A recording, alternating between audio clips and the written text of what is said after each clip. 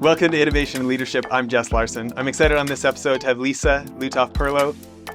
Lisa, thanks for doing this. Oh, it's my pleasure. Delighted to be here, Jess. So excited to talk about your new book, Making Waves. Excited to talk about your career. And I especially like your years coming out of sales and into marketing, and then CEO of the Royal Caribbean brand, Celebrity Cruises, and obviously some huge things done there. Maybe to kick us off, for people who don't understand the positioning of Celebrity Cruises compared to the other folks in the market, can you give people a little bit of a glimpse there? Sure. When I was president and CEO, we worked really hard to position Celebrity in the right way and articulate Celebrity in the right way, put ourselves in front of the right consumer. We looked at ourselves as relaxed luxury, which was not ultra luxury, small ships, but luxurious, approachable experiences. And we had a nice little position between premium and luxury that we owned all our own, and high design, amazing food and service, great spas, beautiful accommodations. And those were the things we focused on. And of course, the places in the world that we took our guests. Yeah. And how many ships at the brand? The brand has 16 ships. And for people who don't know, what's a ship like that worth? The cost to build ships like Celebrities is around $1 billion, give or take. Yeah. Yeah. So I'm interested, as I mentioned before, we had Jay Schneider on, who we got to have a great conversation about innovation across Royal Caribbean. But I'd love to start the conversation there. You had so much experience in the industry, both on the hotel side and the ship side. What were some of the fun things to go in there and get a hold of and take to the next level? So every brand in the corporate portfolio has an identity and a strategy and a specific market they were going after. And as I had just explained about Celebrity, when I took over in December of 2014, I think the thing that benefited me the most was my sales and marketing and consumer insights background and branding and how you build a strong brand and how you strengthen a brand, and also how you focus on certain attributes of a brand that you believe are the most important to the consumers that you're going after. And with the Edge series of ships, which was for me the most impactful thing that I did in my time at Celebrity, which truly transformed the brand, both in terms of experiences and financial performance, we looked at the different things that were really important to guests, like culinary, like going to amazing places in the world, and like a strong connection to the sea. And we focused on the innovative features like our staterooms, the magic carpet, and all of the beautiful exterior spaces that gave our guests a wonderful connection to the sea, and certainly the amount of light and windows that we put on the ship that brought the outside in, so that there was a very little difference between the inside and the outside, and they were very well connected. When you think about some folks who aren't as familiar with the differentiation in the brands, when you want to make it so clear that this is something special, what was that decision tree to say which parts are we going to emphasize? And just going across YouTube and travel conferences and stuff, like Edge really, it took, people really took notice of it. No. What do you think you did that was so successful to get people to take notice? Well, again, we asked our guests, what was most important to you? And staterooms are, when I started in the business, I will be leaving the company at the end of April after a 39-year career. So let's round it up to 4 decades, Jess. That's a really long time. And when I started in the business and I started selling, we de-emphasized the stateroom. Oh, you don't spend any time there. It's really not important. Well, fast forward 30, 35 years later, and the stateroom and the accommodations are very important to the guests. And our guests for years told us we want more space in our staterooms. And there's very little opportunity to create more space in a stateroom because you've got a certain superstructure. You know how many beds you need. You know what the pro forma needs to look like and how much money you need to make. So it's all a clear calculation. So we turned it upside down and said, all right, we're going to now make the balcony part of the stateroom. And that had never been done before. And we've created an infinite veranda. And we talked about that. It gave the guests 28 percent more space in the bathroom. It gave them 20% more space in the stateroom. It blurred the lines between inside and outside. The guests had their choice of how they wanted to use that space. That was a really big deal and innovative and transformative for a celebrity in the industry. The magic carpet cantilevered over the side of the ship. When can you sit cantilevered over a ship 16 decks above sea level to give people a closer connection with the sea? So the magic carpet became a huge hit.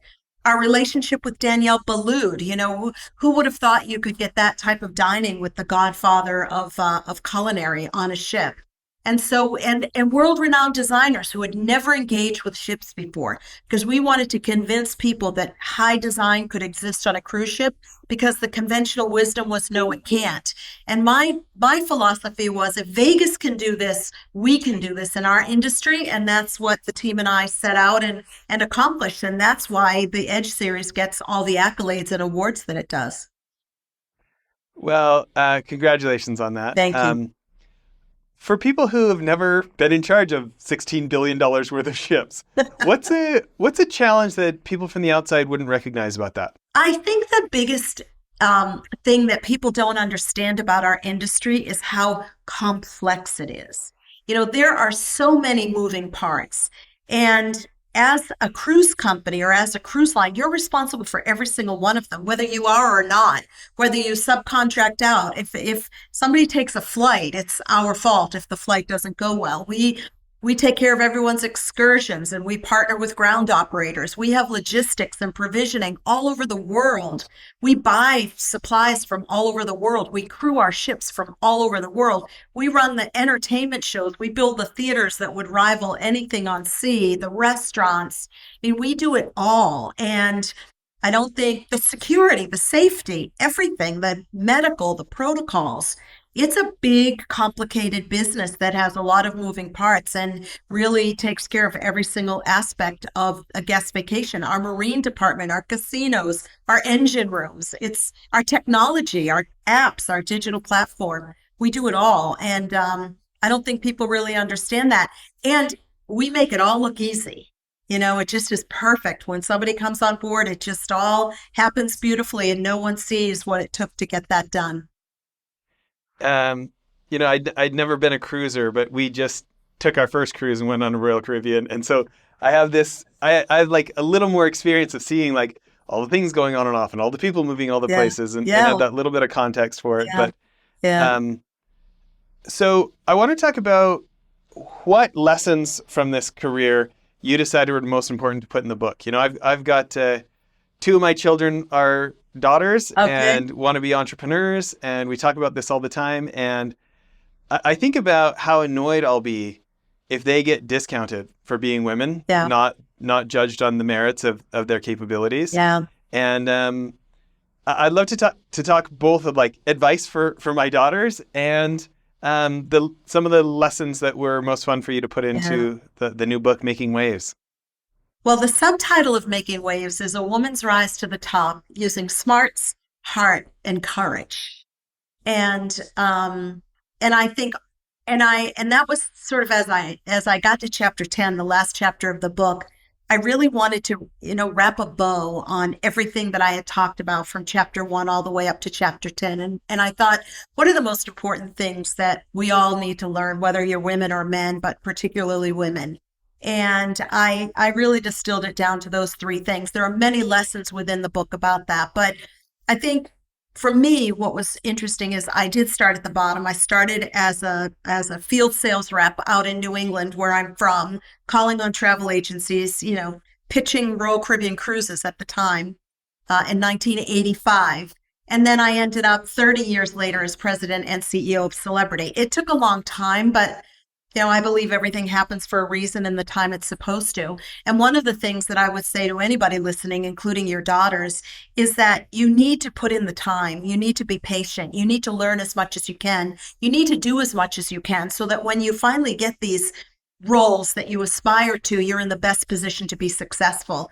I feel like young people have a tendency to want to rush everything and they want it now. And there's nothing like, time and experience to get you prepared. These jobs are important. They're big. They're hard. they're lonely. And so the more you know, the better off you are. The other thing I think that's really important is that for a lot of my career, one of my chapters is watch me prove you wrong. And sometimes that happens because you're a woman in roles that women have never had. And men are skeptical about your ability to lead them when you've never done their job. And maybe women are too, but I just happened to be in an environment where it was all men.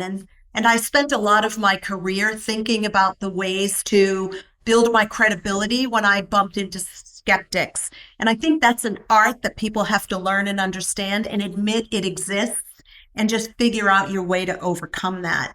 And then the other thing that I learned is that it takes a lot of courage. And I am a woman, so I can speak from a woman's perspective. I'm not sure it's only women, but it takes courage to say, I want to be president and CEO when no other woman has. I want to run an operation where no other woman has. I want to design these series of ships that are going to transform. And we took a lot of risks with that ship, but you need the courage to be okay with that. And sometimes you're going to fail, and that's okay.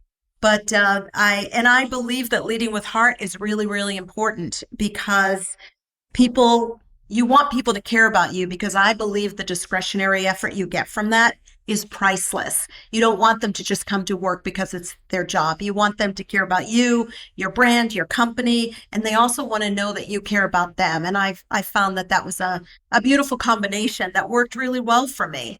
And diversity and inclusion was a big part of what I did as well because I wanted to give as many people as possible an opportunity that they deserved, whereas they might not have had that before. Yeah. I'd love to talk about your thoughts on some of the advantages there. So, first female CEO of any of the Royal Caribbean brands, right? And sometimes when you're a trailblazer, you actually get a little more latitude to do some things. What advantage do you think there were where you're saying like, hey, we're going to bring a more feminine viewpoint on some of these things and we're going to mix some things up? Or what advantages do you feel like you had by pioneering that? Well, one advantage I don't feel like I had was leeway to do things because I never felt that. I never felt as I was ascending in the company that my gender was a factor, and I never thought that my gender was a factor on cutting me any slack or giving me any leeway. Okay. So that was one thing that I didn't feel. But what I did know, and that was very much supported by our chairman and the board, was that we would create more gender balance in a maritime industry that was very heavily male dominated. And I think I remember when I told my boss at the time, the chairman and CEO, I hired Captain Kate McHugh, the first woman captain for Celebrity, the first and still only American woman as the captain of a mega cruise ship. And, she's a rock star in her own right. And I said, okay, Richard, I hired a woman captain. I was so excited and proud as I really needed to make a statement. Like my first move needed to be a big one as the first woman president and CEO. And he said, that's terrific, but you should probably have 6 of them. And so I said, yeah, but come on, I have to go one at a time. So I think that just speaks to the fact that everyone knew it was time to improve the gender balance. And so we did that on the bridges. Only 2% of the mariners in the world are women. When I took over Celebrity, only 3% of the mariners were women. And when I stepped down from Celebrity at the end of April of 2023, 33% of our mariners were women. Wow. Yeah. That's great. Yeah. What's one of the most fun stories in the book you like to share? The most fun stories. The most fun story was designing Itch, and getting into my role and walking into the room and seeing the design all done on the general arrangement on the wall and looking at it and saying, "No, I think we can do better than this, and I think this ship should be more special than this." And that was the most fun I had, honestly, in my tenure because that's where you can really make a difference and an impact. That's where you can innovate. That's where you can transform a brand. We transformed the brand in a few ways. Gender balance was one of them. The financial performance was another one. But also, when you get to transform your brand and also your industry, that's fun, that's cool, and not a lot of people get to do that. And what I will say about our company in general, because you have spoken to other people in our company's DNA is innovation. Regardless of the brand and the category that we're in, it's innovation. And I love that was the most fun part of being in our company is that we were always ahead of the curve and we were always on the leading edge. And innovation was at our core. So that for me was the most fun part. And that edge was the most fun story. The toughest story, and I know you didn't ask that question, was my opening chapter, which is sailing through the storm.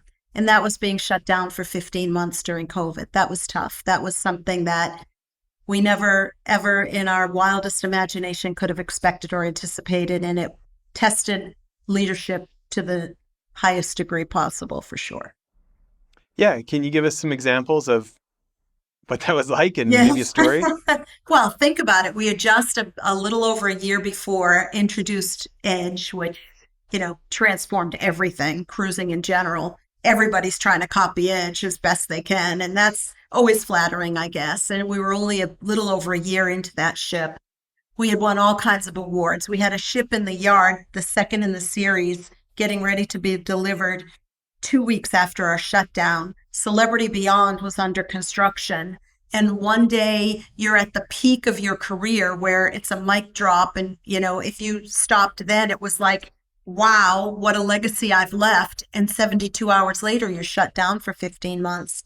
And what I learned about being a leader during that time was that you have to be able to pivot. You have to be agile because I had to de-emphasize the driving, the results, the performance, the money, the business, the operation, our net promoter scores, how was onboard revenue, how's our crew satisfaction. And you had to on the flick of a switch, all of that went away. So then you have to dial up the optimism, the motivation, the inspiration, instilling hope, giving people confidence that you're going to make. Yeah. Can you give us some examples of what you did for that? Oh my gosh. Well, first of all, I think there were 3 phases of this experience, right? The holy crap, we're shut down. What are we going to do? How are we going to get everyone home? Our guests, our crew. That took months with all the protocols and airports shutting down and countries shutting down. And where are we going to lay these ships up? And what's that going to look like? And how many crew are we going to have on board? So that was kind of the first phase. And then you get to the second phase where you're thinking, how are we going to get back into business? Okay, we've done all that. How long is it going to take? How are we going to work with these governments? And then you realize, okay, this isn't working. I don't know how long this is going to be. And that was the phase sort of toward that end of that phase where I started thinking, okay, I've got to re-energize and refocus these 20,000 people. Some of them are here on Zoom every day, and then some of them are spread out all over the world. How am I going to keep them energized and motivated? And I decided that I wasn't going to do what everyone else in the industry was doing, which was wallowing in the misery of what we were in and not knowing when we were going to come back into business.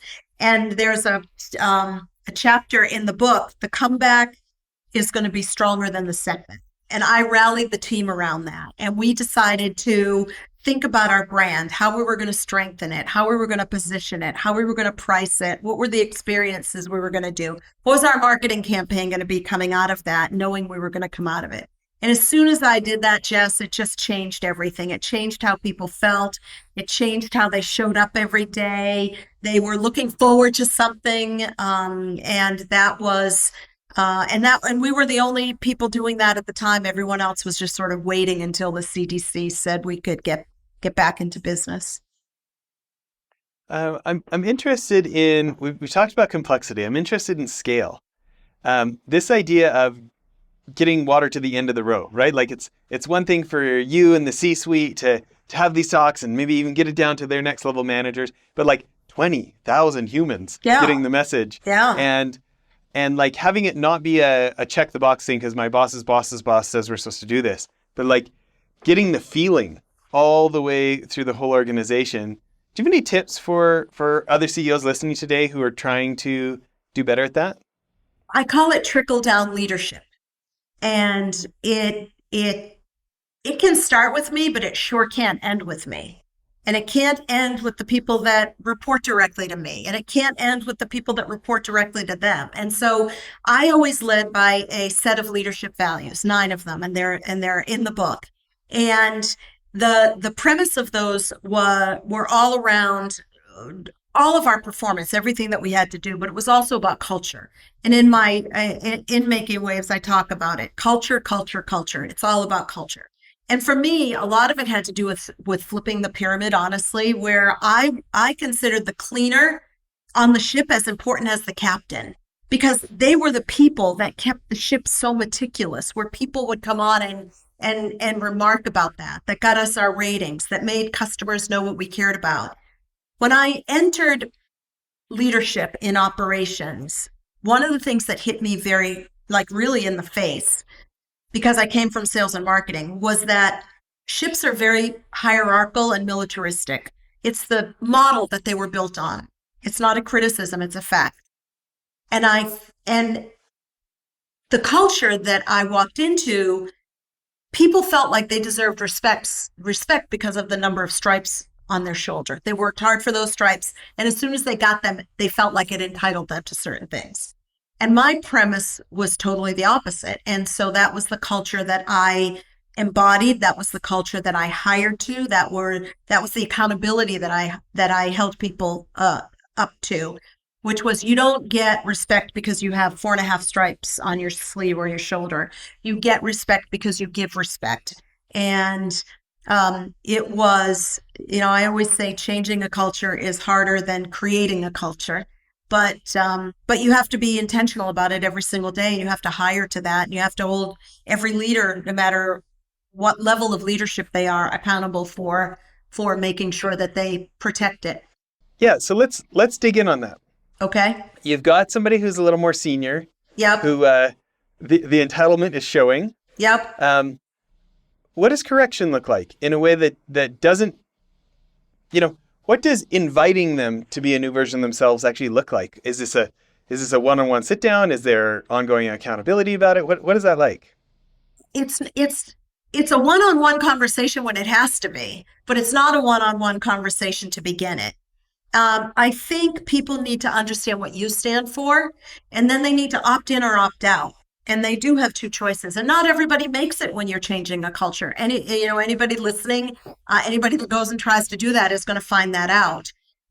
But when you want to create a culture or change a culture, you have to look at the people that are the most responsible for making sure it happens. And if those people aren't living up to it, you've got to make a change. Because if culture is really that important to you, one of the things that I learned, and one of the lessons that, I talk about, is that the minute you allow a situation to happen where your culture has been compromised and you don't do something about it, you've completely lost your culture. I've had to make very tough decisions with people who were highly competent, but who did not live up to the culture. And if I didn't make those decisions, then I was a fraud. And people are watching. 20,000 people are watching what you do every single day. And the minute they know something's going on and you didn't take the right action that was going to make sure that they believed that you believed in your own culture, then it was going to fall apart. So you have to walk the talk. You can't just, oh, here's what I believe in, and then, let all kinds of things happen that are completely contradictory to that. So it's, it's intentional, and it's every minute of every day.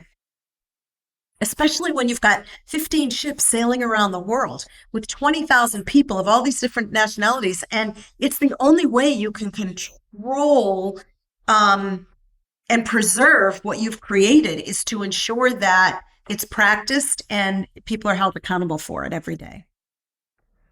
I'm so glad you brought up that example. I think maybe it's where society really spends a lot of time on the image of niceness. Oh, I'm so nice, right?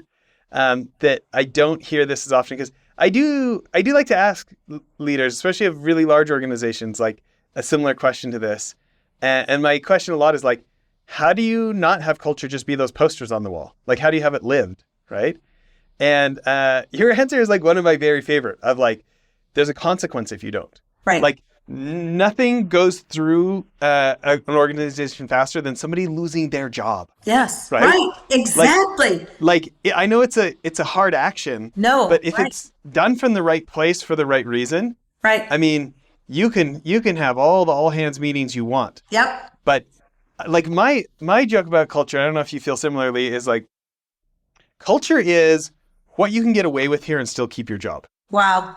That's what, Wow. to me, a lot. That's what culture can be. Yeah, well, sometimes it is, but that was so like not what I wanted it to be. But yeah, I mean that But exists. it's like, how much, like, Yeah. how late can Yeah. you be to your job Yeah. here and keep it? Yes. How Yeah. how how much can you ignore a customer and keep your Yeah. job here? Right. You know, Right. how much swearing can you get away with and Yeah. keep your job here? Yeah. How, like Yeah. all these different things, right? And it's Yeah. like it's basically like when my when I complain to my wife about, we have 4 teenagers.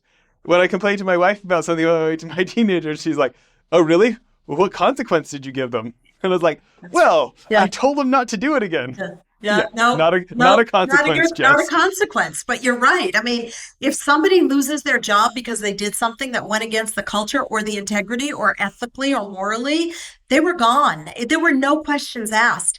It broke my heart sometimes, but it didn't matter because, everybody, so we're making a decision. We're sitting around the table. There's five of us.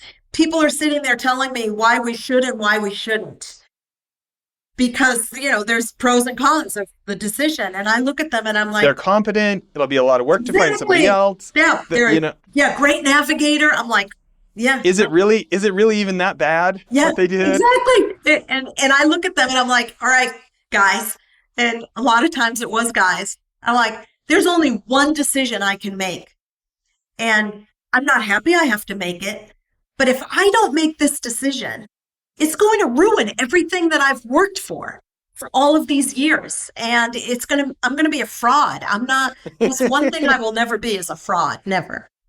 My dad, because I'm more of a yapper and I'm a procrastinator and all these things. My dad was a little more like serious and a little more of a doer. And I remember him saying to me once, I was probably like 16 or 17. I don't even know what we were talking about. We were out in the yard in front of the house. He's really into gardening. And I was making this pitch about something, whatever, and he said, "Well, Jess, the only problem is I can't hear I can't hear your words over the thunder of your actions." Well, see, that's right. But that's right. People should talk less and do more, right? Yeah. And that's what I tried to do as a leader. And even when I was trying to prove people wrong, it's like what I had to do every minute of every day was to build my credibility one thing at a time to change someone's mind. It's just like changing a culture. I had to every decision, one decision at a time, one action at a time to make people believe that this was the culture and this is how we're going to behave, operate, treat Yeah. each other. And if you don't, then you don't belong here. But it's their choice. Everyone has a choice. Yeah. Um, so if all 16 ships were full, how many passengers is that?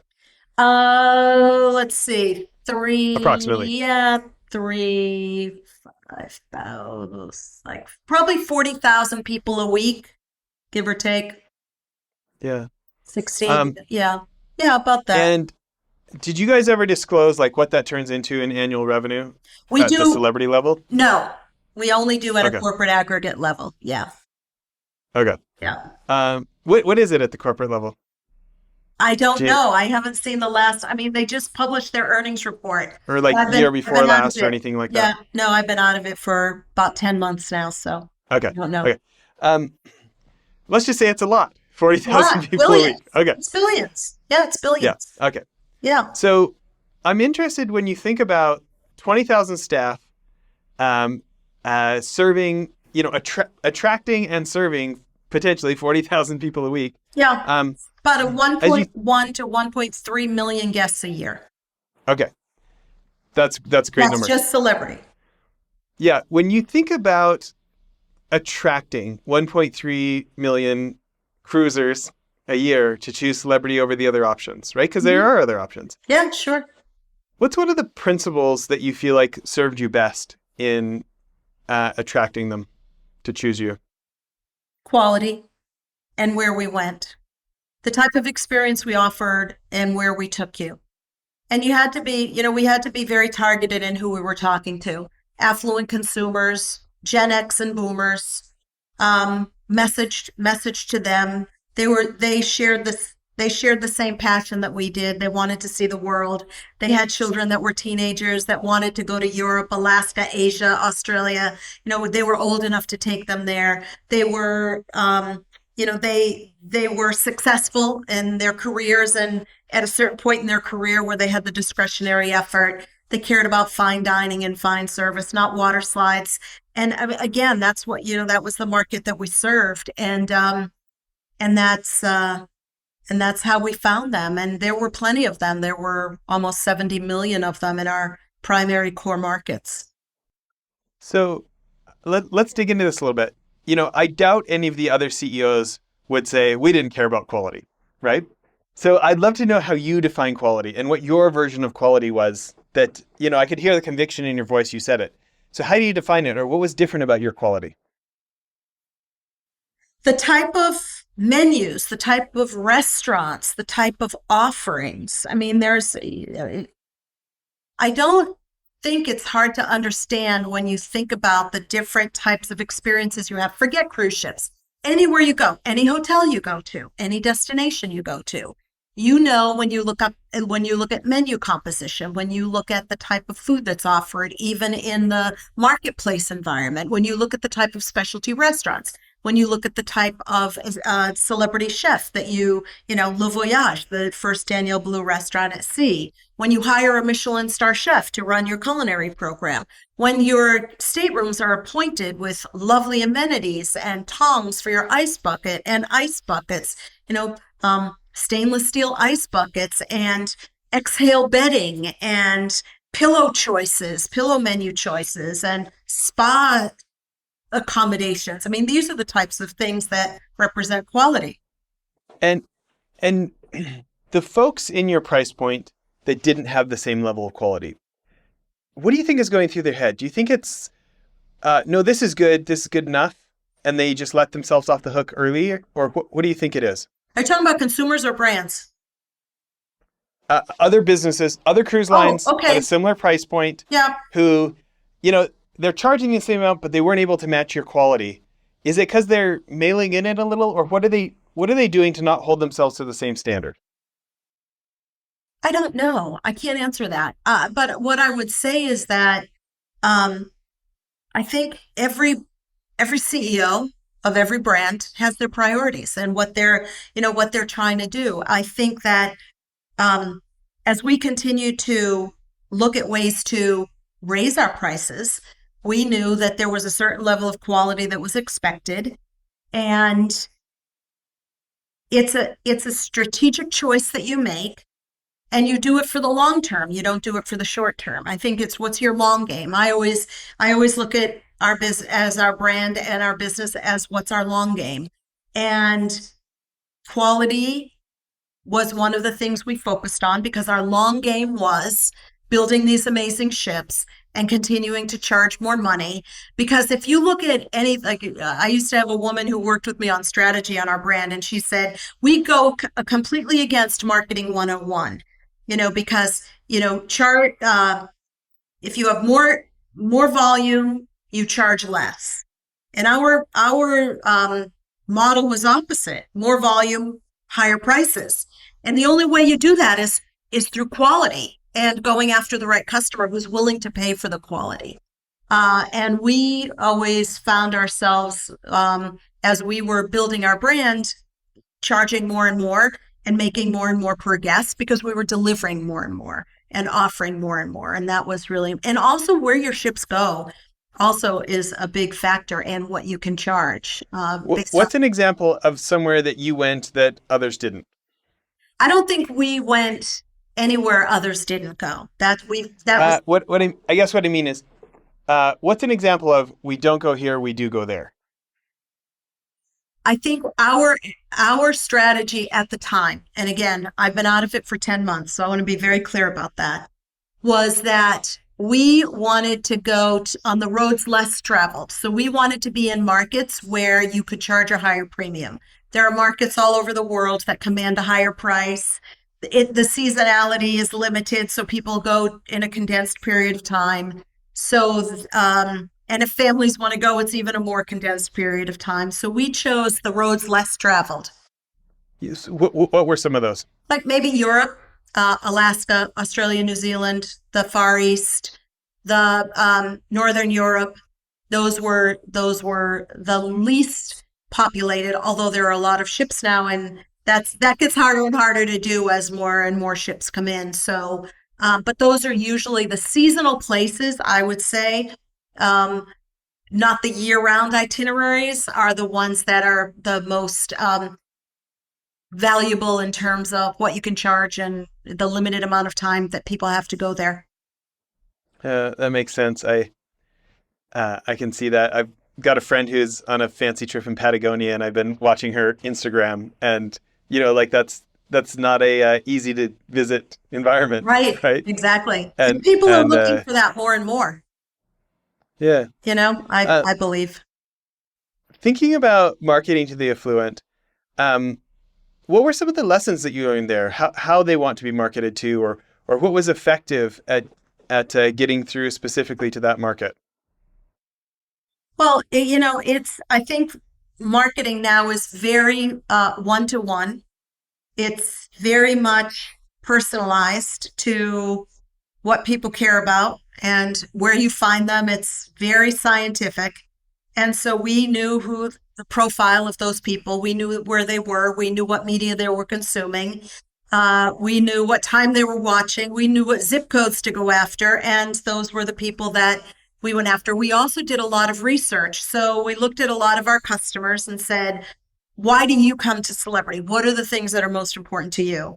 And we know the psychographics and the demographics and the income levels of these people, and then we would clone them and say, well, okay, how many more of these are there and where are they? And then we would go after them in the ways that were appropriate in the places that they were consuming, because it's really hard to find people now. I mean, you really need to be focused, and mass marketing, you need a good combination of mass so that people understand. And we always articulated our brand in a way that aligned with what people cared about: visiting amazing places in the world, having wonderful culinary and wine experiences, receiving a very high level of service.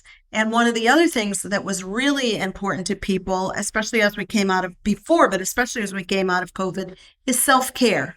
You know, taking care of themselves, and our spas are the best in the world. And just how we were very specific on the things that we focused on, based on the things people said they really cared about. And those were pretty much the four: where we go, how we dine, what kind of service, and how am I becoming a better person by doing this? And that could mean a lot of different things, whether it's what they were seeing in the world or how they were practicing self-care on the ship.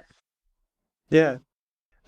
Thinking about a more generalized question, what advice would you have for other founders, investment fund managers, CEOs of any kind, who they're doing well, but they'd like to get to the kind of scale you were at? What's a tip, having been at that level, that you think maybe folks who aren't there yet might be underestimating, or what's a principle that you would maybe emphasize?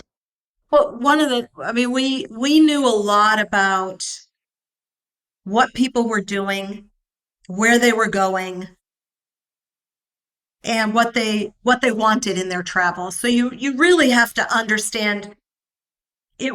We weren't looking at cruise. We didn't, yeah, we're in the cruise business, but we weren't looking at cruise. We were looking at the broader landscape of people. We were looking at what motivated people. A lot of the research that was done, even when we were deciding to build ships, was, and this is any business. What do people care about? They care about experiences more than things. They care about seeing the world because they've been locked up for 2 years. They care about being with their family because they were separated from them for 2 years. And so, all right, if you tap into or lean into the things that are the consumers most care about, and you think about your own brand and how that addresses those needs, I think then you can feel really comfortable scaling up and knowing that you are going to have the market to scale up regardless of the business that you're in. And those were the things that we looked at. I don't think it's any different for any business. It's just, all right, well, if I'm in this type of business and I'm not in that type of business, travel, probably benefited a lot, even though it was hit the hardest. It probably benefited the most after we came out of that terrible time. But I don't think any other business or industry is any different. You really just have to understand where the consumer psyche is, and do you have a product that you can scale up to address that. But a lot of times, if you think of some of the best companies, it's like they identified a need before consumers even knew they had it. And one of the things that my boss always used to say is if Henry Ford asked people what they wanted, they would have said a faster horse. And so sometimes, you have to just be ahead of the consumer because they don't often know what they really want or need. It's interesting what a superpower anticipation can be, right? Yes, right. I'm in awe of Both that. in service, in Yeah, sales, in yeah, product design, yeah, like doing the really, really hard work to have accurate anticipation of what right, they're going to want right, before they want it. right, Just makes all of us feel taken care of, doesn't right. it? I Um, I just like, wow, that's genius. I want to switch gears. Let's talk about hotels. Can you tell people what you did on that side? On the hotel side, well, that was okay. Now we're going way, way, way, way, way, way back, Jess, and that was in the early '80s. I was in hotel sales, events and conventions, big trade show hotels. It was in Massachusetts. They were in central Massachusetts, and that was the computer belt. All the computer companies started up in Massachusetts and Boston. And there were a lot of trade shows and conventions and car shows and different things like that. So I was selling in the hotel business for many, many years. Again, sales. That's where it all started for me. And then I realized hotels got small after a while. One of the things I talk about in the book is my boyfriend's parents. He was my boyfriend in high school. He didn't stay my boyfriend, but I stayed very close to his parents. And his father used to tease me all the time because I had a different job every year. Oh, where are you working now, Lisa? And I find it so crazy that I've been in this company for 39 years when I really moved around a lot, and the hotels got a little small after a while. So I just kept moving on and moving on until I accidentally uh, landed in the cruise business. But yeah, so Well, I was in sales in hotels. and I want to talk more about sales, but what's one lesson from your time in hotels and conventions that you feel like gave you an advantage coming into the cruise world? Yeah, yeah. Well, listen, I grew up in a small fishing town, Gloucester, Massachusetts. Everyone was Italian or Portuguese, and all the sons, fathers, uncles, grandfathers all fished. My family is not Italian or Portuguese, and they didn't fish, but they owned restaurants. And so I was in hospitality from the time I was like a little girl standing on a milk crate giving change to the people who came into the coffee shop, making friends with people, getting to know the customers. So that was kind of in my blood. And my parents always had restaurants. And then I ended up in the hotel business. And then I ended up in the cruise business. So I was really in hospitality on the ocean. And I was in hospitality on the ocean growing up in Gloucester, Massachusetts. So my life took, there's a lot of synergies in where I ended up, although it might not seem like that if you just say it like that. But I went from my small town, small restaurants, big hotels to then just floating hotels. But I think I ended up in a company that had a tremendous amount of growth that was multifaceted so that you could, if you were willing to move, and I had to leave Massachusetts and go to Florida, but if you were willing to do that, the opportunities were endless. If you were willing to work hard, if you were smart, if you had a lot of heart and you had a lot of courage, you could really go somewhere. And I ended up in a company where all of those opportunities presented themselves, whereas maybe in these hotels that wasn't the case. Yeah. Um, uh, I'm interested in the advantages you think for a CEO having a sales background. What I have learned throughout my very long career, regardless of where it was, is we are always selling. We are selling something. We're selling an annual operating plan. We're selling a strategic plan. We're selling a strategy. We're selling a cruise. I'm selling people to join the company. I'm selling my team on my vision and hoping they all come along with me. The advantages of a sales background are limitless. Your ability to interact with people, your ability to understand them, your ability to care what they even think, your ability to satisfy their needs, so that you can make that sale. All of those things are so important in whatever you do in your life. It's fun to hear you say that. I got my first sales job 28 years ago as a 15-year-old, and I feel like I've been selling ever since. Even CEO of my investment funds, I just feel like I'm top sales guy. There you go. I remember, I don't know, 15 years ago meeting with this guy. He was the CEO of a magazine company. He'd come from like his YPO meeting or something like this, and he says, "Jess, you know what? We sat around and decided. We decided that business is just sales stuffed with whatever you do." I Bro, never forgot that. everything starts with the sale. Everything. Yeah. Um, what's one of your favorite sales principles? What's something you feel like did well for you over your sales career and continued on as a CEO? Authenticity. In what form? Just, and how you talk to people and how you treat people and what you're selling people. I think we all see a lot of BS in sales. There's a lot of salespeople that get a bad rap. There's a lot of industries that have salespeople that get a bad rap. I never wanted to be that person. I always wanted to be honest with the client. I was willing to walk away from a sale. If this doesn't work for you, I totally understand. Because a lot of times you're going to get it the second time if you don't get it the first time. And I never wanted to let someone down and sell them something I knew I couldn't deliver or our company couldn't deliver, because you might gain a sale, but you lose a customer. You might win a battle, but you lose the war. So those things for me were always really important. And then I think that translates into whatever you're selling, whether it's a product, yourself, again, a strategy, a vision. As long as you keep that, as long as you're true to that, then I think you're always going to win. I, I love that answer so much. I can't tell you how annoyed I am with these sales trainers and sales books, like sell or be sold, like Yeah. this idea that Yeah. my stuff is right for everybody. Yeah. And if Right. they didn't buy, it means I was a failure as a salesperson. It's like, it's so objectifying of our prospects. Right. And Right. it's so arrogant to think that Right. without asking questions, we already know they should buy our stuff, Right. and like dehumanizing in ways. Yeah. And the thing, like, as you were talking, I was thinking, oh yeah, your willingness to walk away, where it's like, trust in Stephen M. R. Covey's book, The Speed of Trust, he says, one of the best ways to be trusted by others is to first become trusted by yourself. Mhm. Like, are you keeping your commitments to yourself? Like, Yep. do you believe yourself? Right.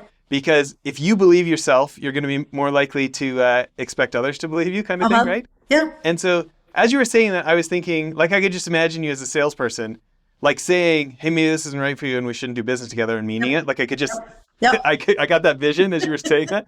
And I thought, wow, what kind of confidence. You think about, there's a reason humans get called sheep. Yes. It's very efficient to look at the social signals of others and go, well, if everybody else thinks it's great, it probably is, right? And Yep. you think about, as a salesperson, that cliche, desperation is a stinky cologne. Yeah. Oh no, I never Right? heard that. Oh wow. um, but you think about that person who's trying to sell you no matter what, that's willing Yeah. to blur the lines and Yeah. and rationalize saying things that they probably shouldn't. And it's hard for that person to be truly confident. They're acting confident. Haven't we all met all these salespeople who act confident? But those people who, like, they know their stuff is good, and they know if you don't buy it, somebody else will. And they're like, in fact, like, if this isn't going anywhere, you're like, do me a favor and tell me no so I can get to the other ones. Like, you're not hurting my feelings to tell me Right. no. Like, this, Right. my stuff is really good. You're like, please don't waste an extra hour for no reason. Like, that type of confidence is like pretty magnetic, right? Yeah. And sure, nobody likes to be told no. Although I've been told no so many times in my career, I'm like, I just figure out a way to turn it into a yes. And I might not be able to do it right now, but I'm going to come back, and it's not the last you're going to hear from me. And eventually I will turn your no into a yes. And sometimes you just need to have another experience for me to do that. But there again, it goes back to confidence. Confidence in what you're selling, confidence in yourself, where you're like, I know you're not picking up what I'm putting down, but this, like, when you actually know it is good for them, but they're not seeing it yet, Mm-hmm. and you can have patience that, hey, Right. maybe they're not seeing it right now, but they will. And it's Yeah. like, no, that's no problem. Why don't we stop here and let's talk again another time? Yeah. Because you're confident. If they just knew what I knew, they would make this choice. Right. Like, that comes across too, right? Yeah. And you just have to come back a different way, a different day. Yeah. under different circumstances. And eventually, if you're good enough and smart enough and what you're selling is right, it'll work. Yeah. So people who want to get the new book, Making Waves, Yep. should they be going to Amazon? Should they be going to your website? What's your website? My website is LLP at lisalutoff-perlo.com, and all the links are there. If they don't want to take that extra step, Amazon.com, BarnesandNoble.com, or a bookstore near you. Yeah. Um, I get to have a lot of, high performance people who have written a book on the show. Yeah. I'm interested in your advice for those of us who haven't written our first book yet. What's one of your advice for us? Oh my goodness, I don't know what I would say to someone. Well, listen, the reason I wrote a book wasn't because it was my idea to write a book. I wrote a book because so many people told me I needed to write a book. When they would talk to me about my career, the things I've done that others hadn't, have a reason and make sure that you believe that it has value for someone because you know, my book is a book of lessons, and I wanted to share those lessons because I went from the very bottom to the top. That's kind of cool. And my premise is if I can do it, you can do it. And hey, here's what happened to me along the way, and here's what I learned, and I tell it through stories. And if they take one lesson or 10 lessons, and I was able to help anyone in some big or small way, that's just really cool. So my thing is, if you really want to help people, write a book, because none of us are that important. I heard this saying. I don't know. It's not can be completely true, but saying like not all readers are leaders, but basically all leaders are readers. Yeah. You have to learn for sure. And reading is certainly one way to do that. And I've spent my whole life learning and not being afraid to learn and not being willing to admit I need to learn and I don't know everything. And I think so that's kind of true with a slightly broader definition, I guess, in my mind, for sure. Well, your enthusiasm is contagious, so I appreciate you coming on the show. Thank you, Um, Jess. Maybe to end us off, why don't you give us one last multi-billion-dollar success secret? um, yeah, I would say of the three things, if you had to choose smart, heart, and courage, I think number three is the courage is the number one thing. And I think that's a secret. And, even based on our conversation before we started the podcast, it takes courage to do a lot. It takes courage to be the first. It takes courage to take a risk and not know, 100% sure it's going to pay off. It takes courage to come on this podcast and answer questions and share what you know and think you're going to come out of it okay. Everything takes courage. And I think that for me, that would be my biggest tip. Have courage and don't give up. I think that's a mic drop. Okay, everyone. Thanks, Thanks for Jess. listening.